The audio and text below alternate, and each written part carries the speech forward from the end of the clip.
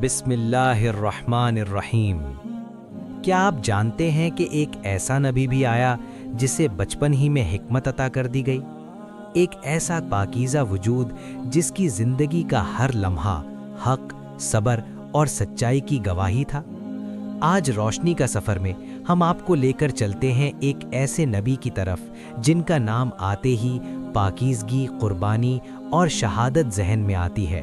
خوش آمدید کہتے ہیں آپ کو روشنی کا سفر میں، وہ چینل جہاں ہم قرآن اور انبیاء کرام علیہم السلام کی زندگیوں سے وہ روشنی تلاش کرتے ہیں جو ہمارے اندھیروں کو ختم کر دے۔ اگر آپ سچ کی تلاش میں ہیں، اگر آپ کا دل اللہ کی طرف پلٹنا چاہتا ہے، تو یہ سفر آپ ہی کے لیے ہے۔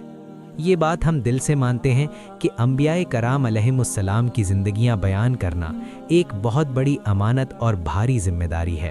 ہم انسان ہیں، ہم سے غلطی یا کوتاہی ہو سکتی ہے۔ اگر اس داستان میں کہیں کوئی لغزش ہو جائے تو براہ کرم کمنٹس میں ہماری اصلاح ضرور فرمائیں تاکہ ہم اپنی اصلاح کر سکیں اور آئندہ بہتر انداز میں حق ادا کر سکیں۔ یہ کاوش صرف اور صرف اللہ کی رضا کے لیے ہے۔ بنی اسرائیل کا وہ دور جب دین رسمی بن چکا تھا، دل سخت ہو گئے تھے اور عبادت میں روح باقی نہ رہی تھی۔ اسی تاریک ماحول میں اللہ نے اپنے نیک بندے حضرت زکریا علیہ السلام کو کھڑا کیا۔ وہ اللہ کے گھر کے خادم تھے۔ مریم علیہ السلام کی کفالت ان کے ذمے تھی اور عمر کا بڑا حصہ عبادت اور دعا میں گزار چکے تھے، مگر ایک حسرت دل میں باقی تھی: اولاد کی دعا اور قبولیت۔ قرآن کہتا ہے، ہنالک دعا زکریا ربہ، آل عمران آیت نمبر 38۔ وہیں زکریا نے اپنے رب سے دعا کی۔ ایک بوڑھا نبی، کمزور جسم، سفید داڑھی، مگر دعا میں لرزش نہیں، یقین تھا۔ ربی حبلی من لدنک ذریۃ طیبہ، اے میرے رب مجھے اپنی طرف سے پاکیزہ اولاد عطا فرما۔ سورہ آل عمران آیت نمبر 38۔ اور پھر آسمان سے وہ اعلان آیا جو ناممکن کو ممکن بنا دیتا ہے۔ حضرت یحییٰ علیہ السلام کی بشارت۔ اللہ تعالیٰ فرماتا ہے، یا زکریا انا نبشرک بغلام اسمہ یحییٰ، سورہ مریم آیت نمبر 7۔ اے زکریا، ہم تمہیں ایک بیٹے کی خوشخبری دیتے ہیں جس کا نام یحییٰ ہوگا۔ یہ صرف اولاد نہیں تھی، یہ نبوت کا تسلسل تھا، ایک خاص نام، ایک خاص تقدیر۔ یحییٰ یعنی زندگی والا۔ حالانکہ وہ خود بہت کم عمر پائے، مگر ان کا پیغام آج بھی زندہ ہے۔ بچپن میں حکمت۔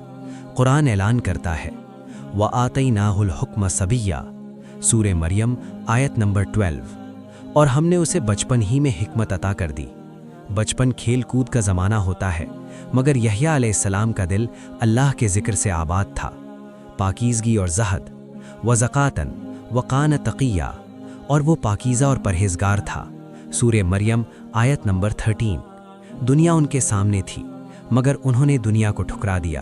سادہ لباس، سادہ غذا اور دل صرف اللہ کے لیے۔ حضرت یحییٰ علیہ السلام کی جوانی ظاہری طاقت کی نہیں، باطنی عظمت کی علامت تھی۔ وہ نرم دل تھے، مگر حق کے معاملے میں فولاد سے زیادہ مضبوط۔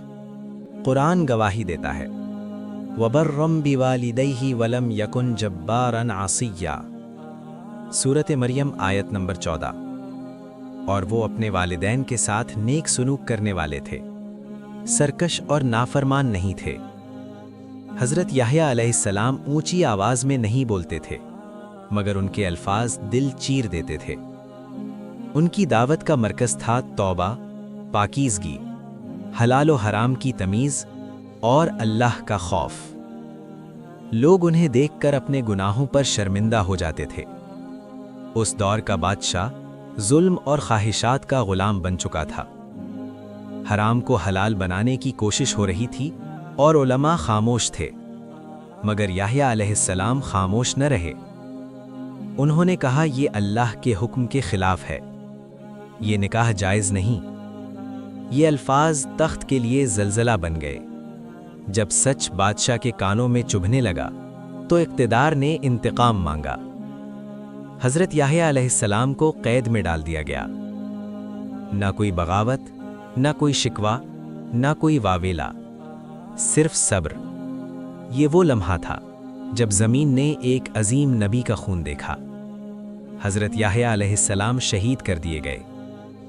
قرآن کا اسلوب یہاں بھی وقار سے بھرا ہے۔ وَسَلَامٌ عَلَيْهِ يَوْمَ وُلِدَ وَيَوْمَ يَمُوتُ وَيَوْمَ يُبْعَثُ حَيًّا، سورۃ مریم آیت نمبر 15۔ اور سلام ہو اس پر جس دن وہ پیدا ہوا، جس دن وہ وفات پایا، اور جس دن وہ دوبارہ زندہ کیا جائے گا۔ یہ صرف موت نہیں تھی، یہ حق کی گواہی تھی، امت کے لیے پیغام۔ یحییٰ علیہ السلام ہمیں یہ سکھا گئے کہ سچ تنہا ہو سکتا ہے مگر غلط نہیں، اور حق کی قیمت کبھی کم نہیں ہوتی۔ اگر سچ بولنے پر جان بھی چلی جائے تو وہ ہار نہیں، کامیابی ہے۔ ہمارے لیے اس عظیم کہانی میں کیا سبق ہے؟ حضرت یحییٰ علیہ السلام کی زندگی ہم سے سوال کرتی ہے، اور یہ سوال آج بھی زندہ ہیں۔ یہ کہانی ہمیں سکھاتی ہے کہ دین صرف بولنے کا نام نہیں، دین قیمت مانگتا ہے۔ یحییٰ علیہ السلام نے حق کو تنہائی میں بھی حق کہا، باطل کے دربار میں بھی سچ نہیں چھوڑا، اپنی جان دی مگر اصول نہیں بیچے۔ آج ہم سچ جانتے ہوئے بھی خاموش رہ جاتے ہیں، یہی فرق ہے ہم میں اور نبیوں میں۔ یہ کہانی ہمیں یاد دلاتی ہے، اللہ کے دین پر چلنا آسان نہیں، مگر یہی راستہ نجات کا ہے، اور جو اللہ کے لیے کھڑا ہو جائے اللہ اسے کبھی ضائع نہیں کرتا۔ آج کے انسان کے لیے پیغام: اگر یحییٰ علیہ السلام آج کے دور میں ہوتے تو شاید وہ یہ کہتے، سچ کو فائدے سے مت تولو، حق کو نقصان کے ترازو میں مت رکھو، اور دین کو دنیا کے خوف پر قربان مت کرو۔ یہ کہانی ہمیں جھنجھوڑتی ہے کہ ہم علم رکھتے ہیں مگر عمل نہیں، ہم حق جانتے ہیں مگر بولتے نہیں، ہم ظلم دیکھتے ہیں مگر سہولت کو چن لیتے ہیں۔ یہی لمحہ ہے اپنے اندر جھانکنے کا، ایک خاموش مگر گہری حقیقت۔